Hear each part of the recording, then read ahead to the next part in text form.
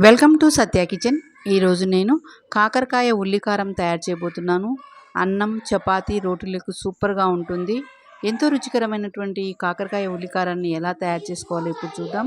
ఇందుకోసం నేను ఒక పావు కేజీ కాకరకాయలు తీసుకున్నాను. వీటిని శుభ్రంగా కడిగి ఈ విధంగా ఈ సైజులో ముక్కలుగా కట్ చేసుకోవాలండి.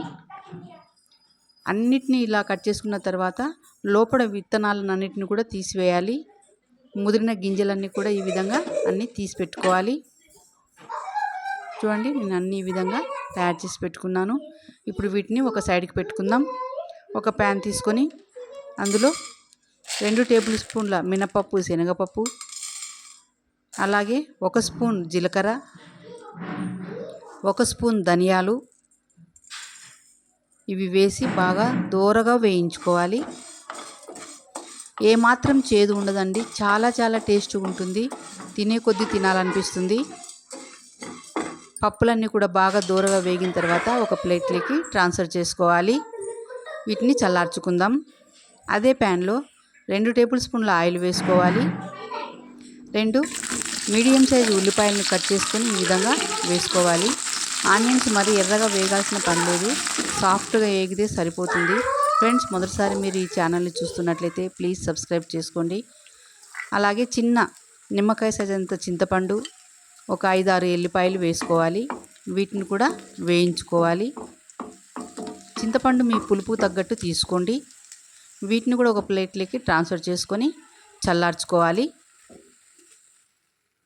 పప్పులు, ఆనియన్స్ అన్నీ కూడా చల్లారాలి. ఈలోగా ప్యాన్లో మళ్ళీ 2 టేబుల్ స్పూన్ల ఆయిల్ వేసుకుందాము.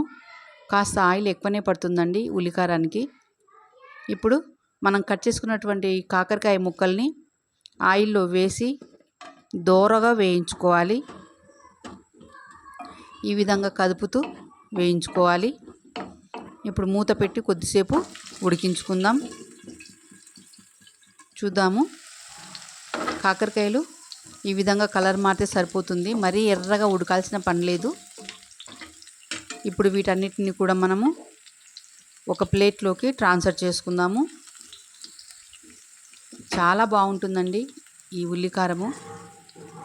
చిన్నపిల్లలు కూడా తింటారు, అంత టేస్ట్గా ఉంటుంది. వీటన్నిటిని కూడా ప్లేట్లోకి ట్రాన్స్ఫర్ చేసుకొని చల్లార్చుకోవాలి. ఇవి చల్లారేలోగా మనము పప్పులు, అలాగే ఆనియన్స్ కూడా చల్లారిపోయినాయి. వీటిని మిక్సీ జార్లో వేసుకుందాం.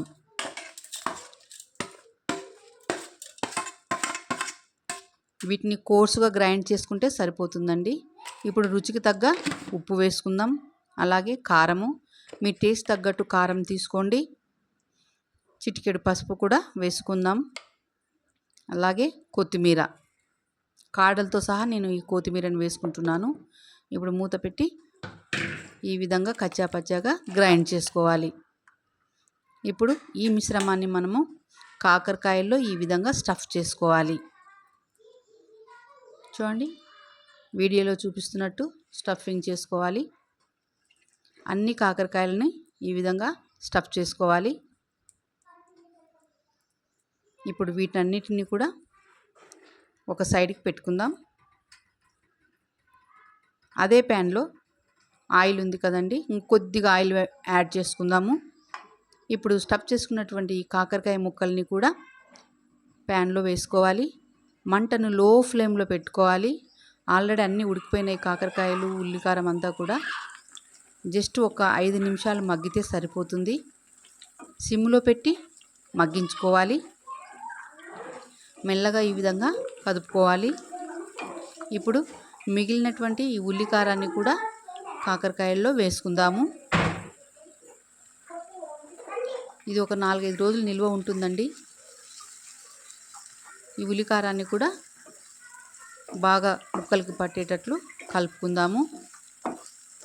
చూడండి, ఈ విధంగా స్లోగా కలుపుకోవాలి. మంటను మాత్రము మీడియంలోనే పెట్టి కుక్ చేసుకోవాలి. ఇప్పుడు ఉల్లికారం రెడీ అయిపోయింది. మీకు ఈ రెసిపీ నచ్చినట్లయితే లైక్ చేయండి, షేర్ చేయండి, సబ్స్క్రైబ్ చేసుకోండి. Please subscribe. మీ ఫ్రెండ్స్కి, రిలేటివ్స్ కూడా షేర్ చేయండి.